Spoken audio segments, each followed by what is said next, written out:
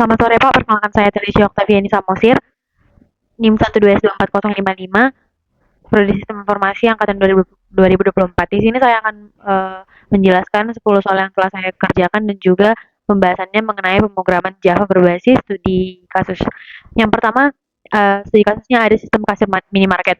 Sebuah minimarket ingin membuat sistem sederhana untuk menghitung total belanja pelanggan. Setiap pelanggan dapat membeli beberapa barang dengan jumlah tertentu. Jika total belanja melebihi Rp100.000, maka pelanggan mendapatkan diskon sebesar 10%. Inputnya yaitu N, di mana N merupakan jumlah jenis barang, lalu N baris berisi nama barang, harga, dan juga jumlah pembeli. Outputnya nantinya total belanja, diskon, dan juga total yang harus dibayar. Nah, di sini saya akan menunjukkan um, implementasi dari soal yang tadi ke dalam kode Java-nya. Nah, yang dimana di sini di dalam soal pertama mengenai kasir minimarket ini membahas untuk membuat program yang dimana nantinya dia akan memuat total belanja pelanggan, kemudian memberikan diskon jika telah melebihi 100.000. Nah, jadi implementasinya ke dalam kode Java yang pertama kali itu adalah saya membuat mengetikkan import java.util.scanner. Nah, kode ini tuh digunakan di mana ada kelas scanner, di mana kelas scanner ini untuk menangani input dari si usernya. Nah, karena scanner ini kan gunanya untuk membaca input. Nah, kemudian ada fungsi public static void main string. Ini adalah fungsi utama dalam Java, di mana program akan dimulai dieksekusi dari sini. Nah, jadi jika tidak ada fungsi ini di dalam Java, maka fungsi yang kode-kode yang udah kita buat itu nggak bisa kita jalankan. Nah, lalu di sini saya membuat scanner SC sama dengan new scanner. Nah, ini tuh merupakan objek scanner yang digunakan untuk membaca input dari si keyboardnya juga. Karena kan scanner itu fungsinya untuk membaca. Nah, kemudian jumlah barang. Nah, jumlah barang itu melalui integer n sama dengan next integer. Selanjutnya, di sini kita menggunakan looping for. Nah, looping for ini yaitu for integer i sama dengan 0, i lebih kecil dari n, i++. Yang dimana looping ini digunakan untuk menginput data barang sebanyak n kali. Nah, di dalam looping ini dapat membaca nama, harga, dan juga jumlah. Nah, lalu untuk melakukan perhitungan yaitu menggunakan fungsi total plus sama dengan harga dikali jumlah. Setelah itu saya menggunakan percabangan if, di mana if total lebih besar daripada 100.000 untuk mengecek apakah pelanggan mendapatkan diskon. Nah, jika iya, maka dia akan mendapatkan diskon. Diskon sama dengan total dikali 0,1. Nah, yang terakhir yaitu untuk menghitung total akhir. Nah, total akhir itu menggunakan double bayar sama dengan total dikurang diskon. Nah, jadi pada akhirnya setelah program nanti akan di-run, maka masuklah ke fungsi system.out.println di mana akan mengeluarkan hasil total belanja, diskon, dan juga total bayar. Nah, jadi untuk soal pertama ini tuh digunakanlah input dengan scanner, looping for, dan juga percabangan if, dan operasi aritmatika. Nah, di sini saya akan mulai untuk melakukan run pada kodenya.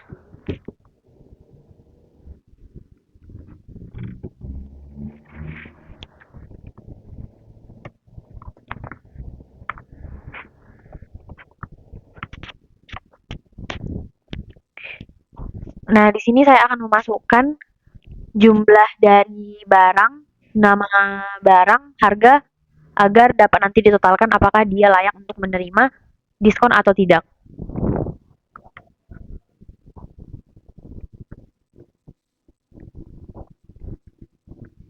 Baju harga banyak adalah 35.000, dibelinya 2. Lalu ada buku, harga bukunya 8.000, dibelinya 3.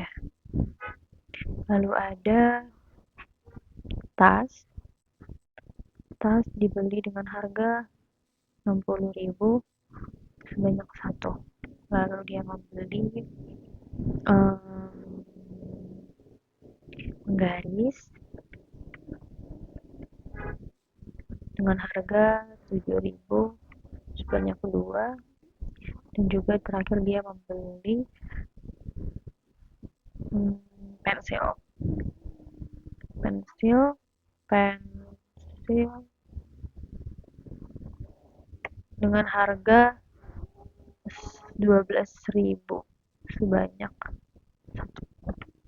Nah, jadi total belanjanya yaitu 180.000. Maka karena dia melebihi dari 100.000 maka dia mendapatkan diskon. Jadi total bayarnya menjadi 162.000. Nah, sedangkan jika kita lihat jika dia tidak memenuhi uh, lebih besar harganya daripada 100.000. Jepang kasir market. Nah, buku harganya 2.000, lalu kita masukkan lagi pensil harganya 5.000, belinya 3, terus ada penghapus belinya harganya 3.000 1, lalu ada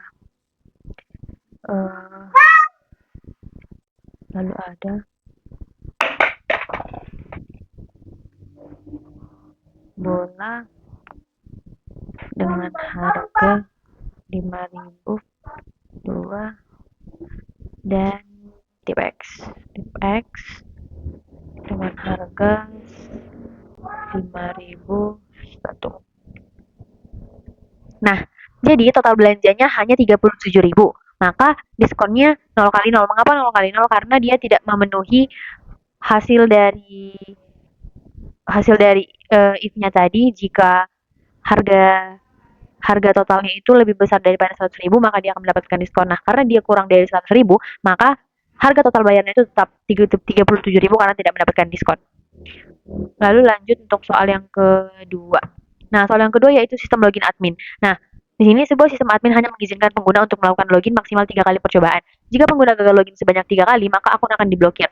Nah, inputnya di sini adalah username dan password, di mana maksimal 3 percobaan, lalu outputnya login berhasil atau akun terblokir. Di sini sistem login admin.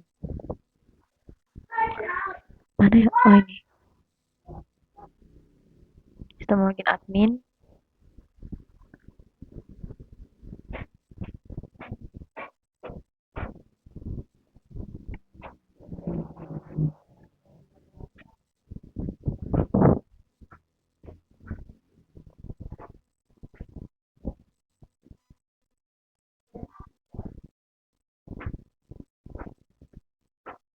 Oke. Nah, di sini saya akan mencoba.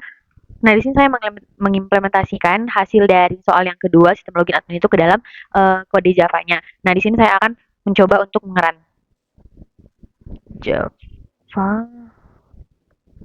login admin.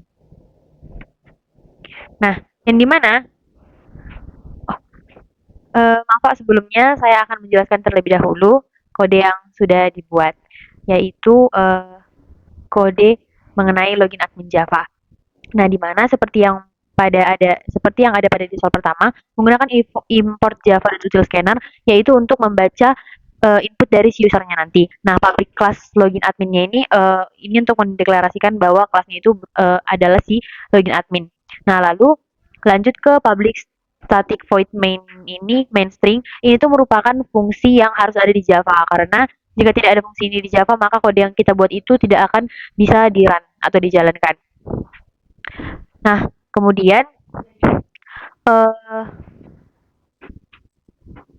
kemudian di sini didefinisikan string user benar dan string password benarnya. Nah, jadi username yang benarnya itu nanti adalah admin dan password yang benarnya itu adalah 123. Lalu di sini didefinisikan juga integer percobaan sama dengan 0, boolean berhasil sama dengan false. Yang dimana artinya di sini menggunakan nah, di sini menggunakan loopingan while di mana percobaan kurang dari 3. Looping while ini digunakan karena kita tidak tahu pasti kapan si usernya berhasil login, namun dibatasi sebanyak 3 kali. Lalu di dalamnya, lalu di sini terdapat sistem outprint, print as username, string user sampai dengan input dot next line. Ini tuh nanti untuk ngeprint si username yang udah kita input, lalu string user sampai dengan input ini. Nah, itulah string yang digunakan, string dari si usernya. Lalu sistem out print as sampai dengan titik 2 password ini tuh untuk mendata si input dari password yang telah dimasukkan si user. Lalu di sini menggunakan percabangan if dengan menggunakan fungsi equals, yang dimana fungsi equals ini untuk si username yang benar, dan password equals yang dimana passwordnya nanti benar. Jika berhasil sama dengan true, maka jika tidak dia akan break, dia akan menunggu sampai kapan si user memasukkan input selanjutnya, apakah inputnya benar atau inputnya salah.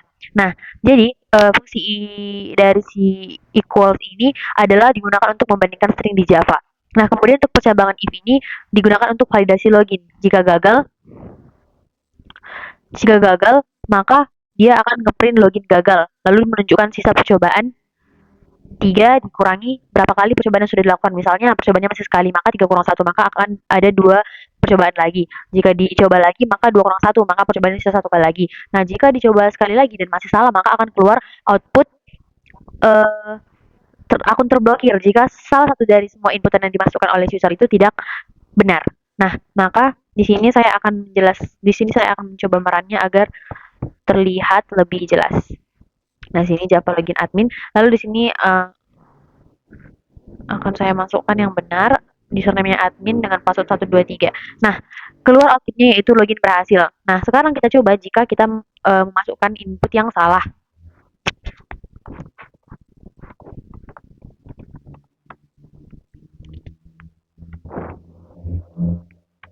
Nah, dia tidak memberikan respon apa-apa. Dia tidak memberikan bahwa ini loginnya berhasil atau akunnya terblokir karena dia masih memiliki 2 kali percobaan lagi. Maka kita masukkan kembali admin dengan password yang salah. Bahkan jika kita memasukkan username yang salah dengan password yang benar, itu masih termasuk salah. Maka ini kita coba dengan username yang lain namun dengan password yang sama.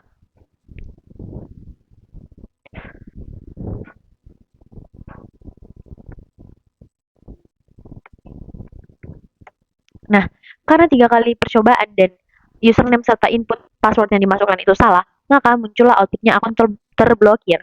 Nah, bagaimana jika si usernya memasukkan 2 kali percobaan salah dan sekali percobaan benar?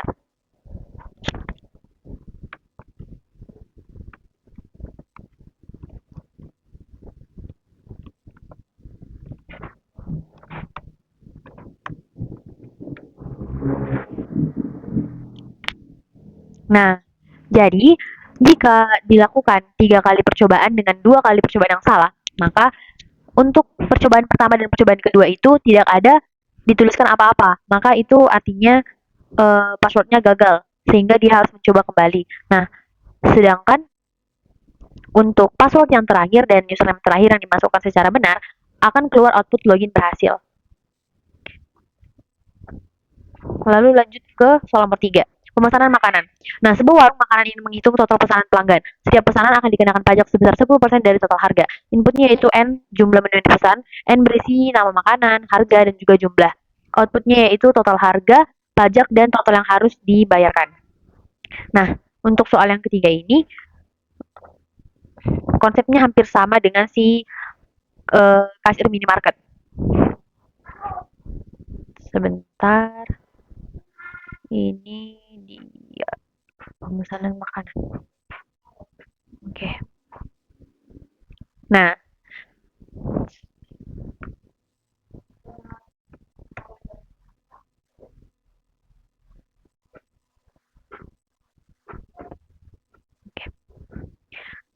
sama seperti soal pertama dan soal kedua, pastinya kita menggunakan import java.output itu yaitu untuk membaca input dari usernya, lalu kita harus mendeklarasikan kelasnya untuk namanya pemesanan makanan. Lalu kita memasukkan fungsi yang harus ada di Java agar nanti programnya dapat di-run. Nah, lalu di sini digunakanlah perhitungan. Perhitungan dengan si total harga, total plus sama dengan harga dikali jumlah. Nah, di sini di atasnya ini tuh kan menggunakan loopingan for, yang dimana loopingan for ini hampir sama penggunaannya seperti yang ada pada kasir minimarket tadi. Dimana di sini kita juga mendeklarasikan string untuk nama, untuk harga, dan juga jumlahnya. Lalu ini tadi masuk untuk melakukan perhitungan total plus sama dengan harga dikali jumlah. Itu adalah rumusnya. Setelah itu menggunakan operasi aritmatika untuk menghitung pajaknya, di mana untuk menghitung pajaknya itu adalah double pajak sama dengan total dikali 0,1. Nah, jadi di sini menggunakan loopingan for, baru operasi matematika dan juga perhitungan pajak. Nah, di sini yang terakhir ada fungsi print. Print untuk total harga, pajak, dan juga total bayar. Nah, di sini saya akan coba untuk run hasil dari codingan pemesanan makanan.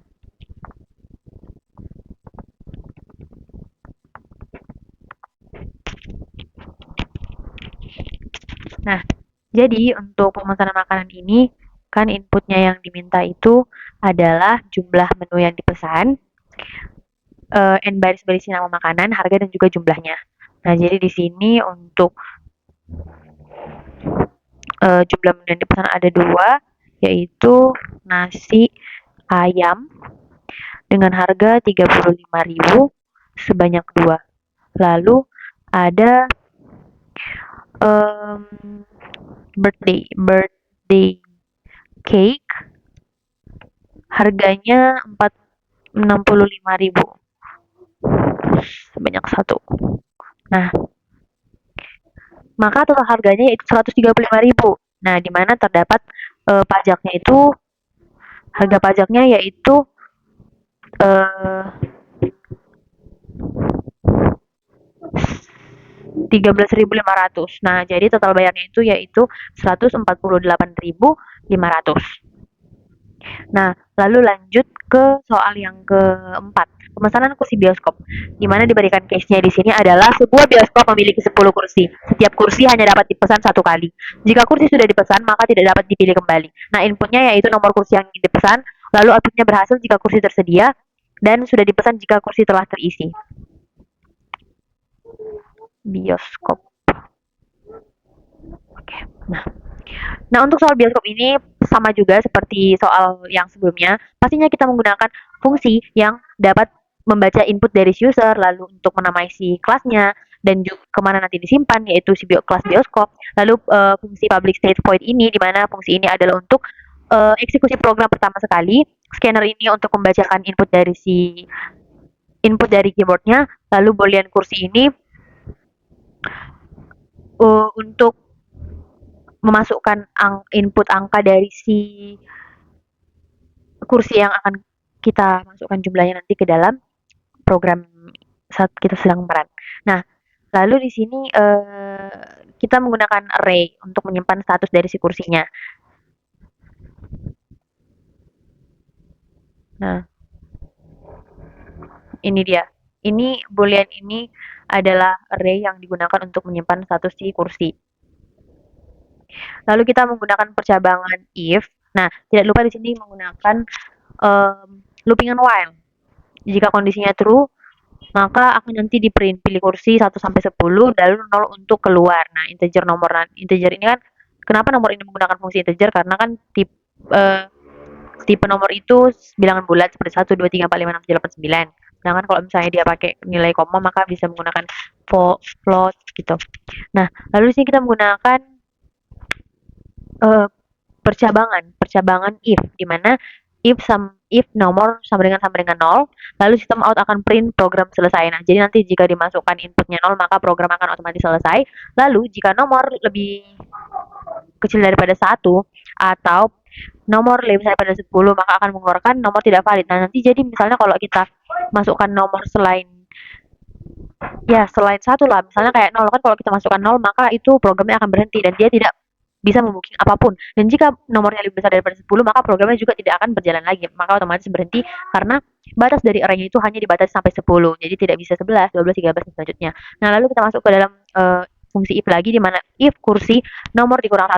Nah, jadi nanti nomor yang kita pilih misalnya kayak ini, kayak 10. Nah, jadi misalnya kita udah masukkan nomor 10, maka dia akan dikurangi 1 dari si array yang udah dibuat. Nah, ada 10, maka dikurang 1 setelah udah dipesan, maka tinggal 9 kursi yang belum dipesan. Nah, jadi artinya jika kursi sudah terisi, maka akan ditolak. Nah, namun jika tidak, maka diubah menjadi true. Nah, jadi pada soal ini kita ketahui kita menggunakan array dan juga menggunakan percabangan if. Begitu sampai terakhir, sampai ke else, kursi nomor kurang 1 sama dengan true, sistem outprintnya berhasil. Jika dia berhasil membooking. Nah, langsung saja kita run Java. Nah, di sini keluar inputan di mana disuruh untuk memasukkan input. Pilih kursi 1 sampai 10. Nah, kita pilih kursi ketiga. Nah, maka akan keluar outputnya berhasil. Nah, kita pilih untuk kursi 6 berhasil, kursi 8 berhasil, kursi 9 berhasil, kursi 10 berhasil. Nah, sekarang kita coba jika kita memesan kursi yang sama. Nah, jadi kita masukkan inputannya 8, di mana tadi 8 sudah dipesan. Nah, maka keluarlah outputnya sudah dipesan. Begitu juga jika kita memesan kursi 6 sudah dipesan, kita memasukkan kursi 9 sudah dipesan, kursi 10 sudah dipesan. Nah, jadi begitulah implementasi dari soal nomor keempat ini ke dalam implementasi fungsi Java. Nah, jadi dia untuk mengetahui bahwa kursi itu sudah dipesan ataupun tidak. Jadi kalau misalnya belum dipesan, maka kursi masih bisa dipesan dan masih bisa nanti digunakan. Namun jika sudah dipesan, lalu ada orang lain yang mau pesan lagi, karena kan kita nggak tahu terkadang kursi mana aja yang udah dipesan. Maka outputnya akan mengatakan bahwa sudah dipesan dan kita harus mencari kursi yang baru. Kita harus mencari data kursi mana saja yang belum berisi. Nah, lalu soal yang kelima, pembalik kata. Sebuah sistem ingin mengubah sebuah kata menjadi bentuk terbalik sebagai bagian dari proses enskripsi sederhana, yang dimana inputnya itu adalah sebuah kata. Nanti kita masukkan kata bebas, katanya apa aja, lalu outputnya itu adalah kata yang dibalik. Oke. Oh, ini untuk tracker ini kita klik 0, maka programnya selesai. Lalu kita masuk, sebentar. Kita masuk ke dalam tadi balik kata.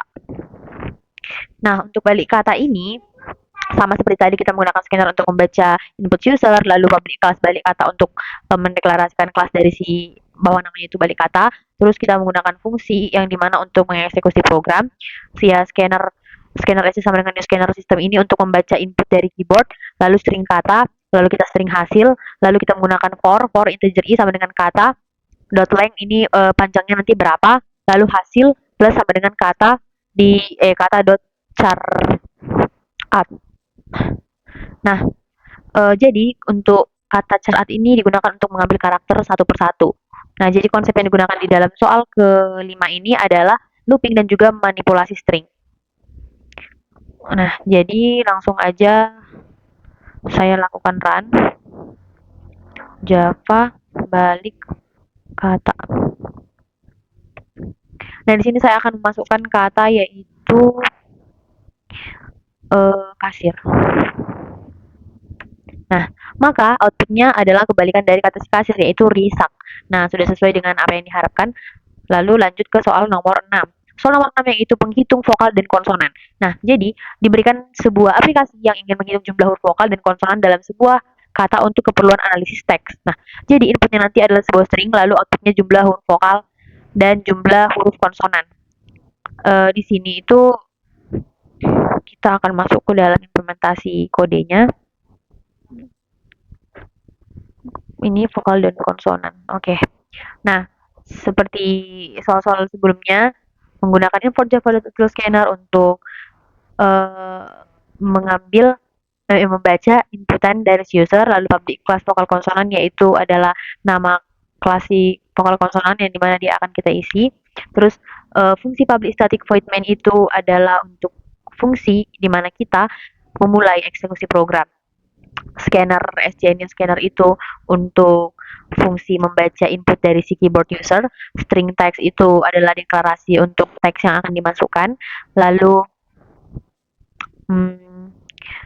ada integer vokal sama dengan 0, integer konsonan sama dengan 0, lalu kita ada mengecek for integer i sama dengan 0, di mana teksnya nanti dicek sama dengan panjangnya, lalu char c sama dengan teks char at, yang di mana char at itu tadi untuk mengambil data dari setiap katanya. Nah, lalu di sini ada if karakter is letter. Jadi jika karakter ini adalah kata. Lalu di sini kita menggunakan if a, e, i, o, u, index of dalam kurung c sama dengan min 1. Ini tuh untuk mengecek apakah huruf termasuk huruf vokal, dan juga menggunakan looping untuk iterasi dari stringnya. Nah, jadi di dalam program yang soal ke-6 ini, di sini itu membahas mengenai looping, fungsi bawaan Java, dan juga percabangan. Fungsi bawaan Java itu yaitu ini tadi, si import Java, di mana harus ada public class, public state voids, dan scanner. Langsung saja di sini saya run.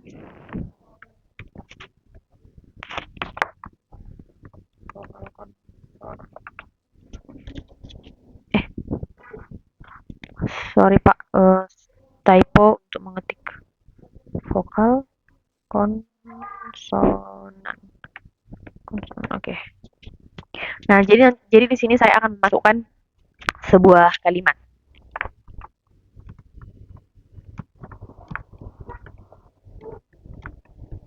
Nah, ada titik-titik di ujung doa. Vokalnya itu ada 11, konsonannya ada 12. Nah, bisa kita hitung juga, vokal itu kan terdiri dari huruf A, I, U, E, O. Jadi, programnya itu bakal menghitung huruf A, I, U, E, O itu ada berapa, dan huruf konsonan. Konsonan itu adalah huruf selain huruf vokal, yaitu seperti B, D, F, G, H, J, K, dan lain sebagainya. Nah, jadi dari kalimat yang telah saya berikan, yaitu ada titik-titik di ujung doa, terdapat 11 huruf vokal dan juga terdapat 12 huruf konsonan. Nah, lanjut untuk ke soal nomor 7, sistem hewan atau inheritance. Nah, di sini diberikan studi case. Dalam sebuah sistem simulasi hewan, setiap hewan memiliki kemampuan untuk berjalan. Burung sebagai turunan dari hewan memiliki kemampuan tambahan, yaitu terbang dan bernyanyi. Nah, jadi tasknya atau tugasnya yaitu untuk membuat kelas animal dengan metode walk, dan kelas bird yang mewarisi animal serta mewakili metode fly dan sing. Nah, lalu ditampilkan seluruh kemampuan objek bird. Jadi outputnya itu adalah animal is walking, bird is flying, dan bird is singing. Nah, jadi pada soal yang ke-8 itu, salah. Soal yang ke-7 itu, bird class. Bird.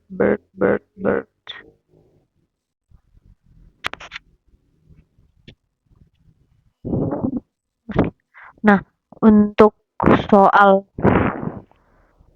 bird ini, di mana kita menggunakan kelas bird, extend animals. Ini tuh adalah keyword extend untuk melakukan pewarisan. Nah, di sini kan kita soalnya adalah inheritance. Nah, jadi di sini menggunakan keyword extend untuk melakukan pewarisan, yang dimana artinya kelas bird itu mewarisi metode dari si animal. Nah, jadi dalam fungsi ini tuh menggunakan kelas, inheritance, dan juga metode. Nah, di sini saya akan melanjutkan untuk run dari si soal nomor 7 tentang bird tadi. Ini Java main, karena dideklarasikan kelasnya itu adalah kelas si main. Nah, maka akan keluar langsung outputnya animal is walking, bird is flying, and bird is singing. Karena di sini kan udah dideklarasikan. Sistem outprint animal is walking, void-nya fly, sistem outprint ln-nya bird is flying, dan ini untuk sing, sistem outprint ln bird is singing. Maka keluarlah outputnya animal is walking, bird is flying, and bird is singing. Karena sesuai yang ada pada soal itu, dia kan disuruh membuat kelas yang mewarisi tentang animal dan juga memiliki metode fly dan sing. Maka sudah sesuai dengan apa yang diminta pada soal. Soal ke-8, perhitungan faktorial. Sebuah sistem digunakan untuk menghitung faktorial dari suatu bilangan sebagai bagian dari simulasi perhitungan matematis. Inputnya sebuah bilangan bulat n dan hasil faktorial dari n.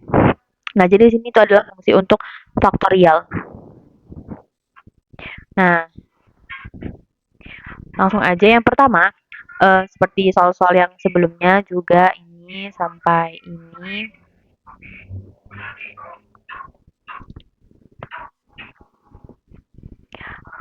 Fungsi ini digunakan untuk sebagai kunci membaca input dari si user, input si keyboard, dan juga mendeklarasikan si angkanya dengan integer, angka sama dengan input dot next integer.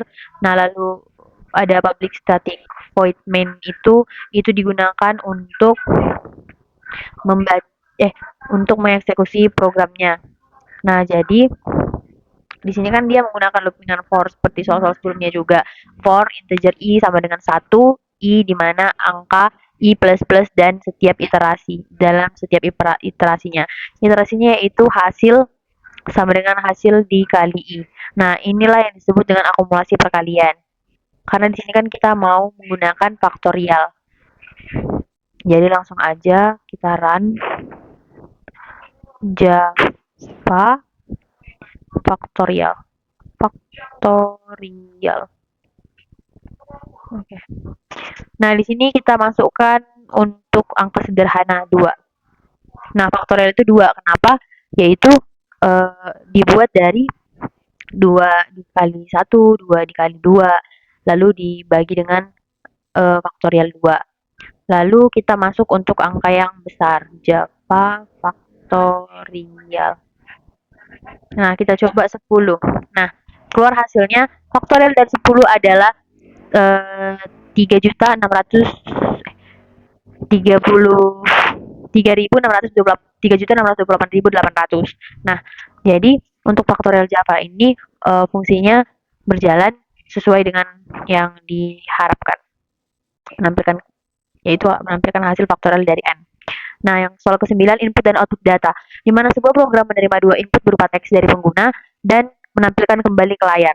Nah, jadi inputnya 2 baris teks, lalu dia menampilkan kembali 2 teks tersebut sebagai hasil dari outputnya bagi si user. Nah, sini kita ambil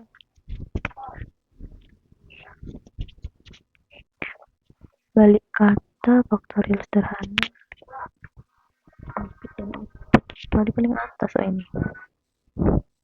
Oke dia. Ya, seperti pada awalnya ini itu untuk membaca input, mendeklarasikan kelas, lalu fungsi eksekusi pertama.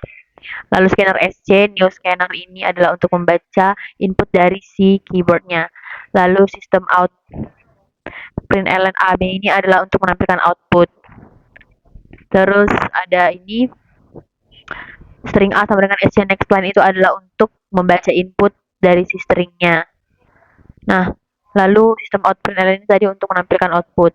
Nah, jadi ini adalah konsep dasar yang sangat dasar dari input dan juga output di dalam Java. Maka langsung aja kita lakukan running input output. Oke, bentar. Nah, di sini masukkan inputnya itu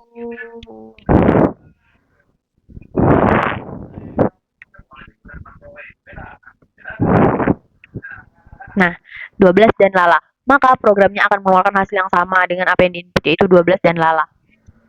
Lalu lanjut ke soal yang terakhir, yaitu validasi bilangan, di mana sebuah sistem akan digunakan untuk menentukan apakah suatu bilangan termasuk bilangan ganjil atau genap. Nah, inputnya jika dimasukkan inputnya itu sebuah bilangan bulat. Nah, nanti outputnya itu akan menentukan yaitu bilangan ganjil kah atau bilangan genap.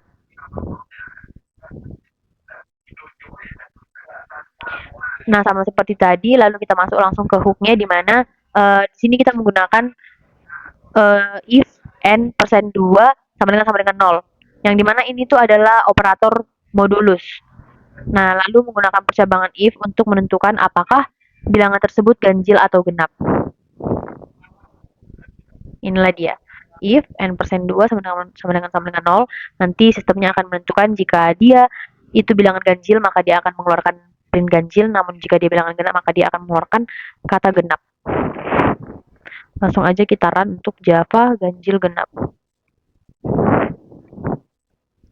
Yang pertama kita masukkan angka 23, maka keluar outputnya ganjil. Lalu yang kedua kita akan mencoba untuk memasukkan angka genap. 82. Nah, keluar outputnya adalah genap.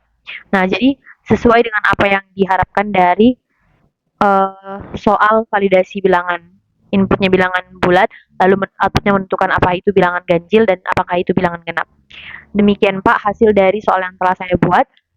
Semoga bisa bermanfaat juga untuk saya dan untuk kesalahan-kesalahan saya dalam membuat video ini dan dalam menjelaskan, dan jika ada tutur kata saya yang pastinya terbata-bata dan juga saya masih belum sempurna dalam menjelaskan, kiranya mohon dimaafkan. Terima kasih, Pak.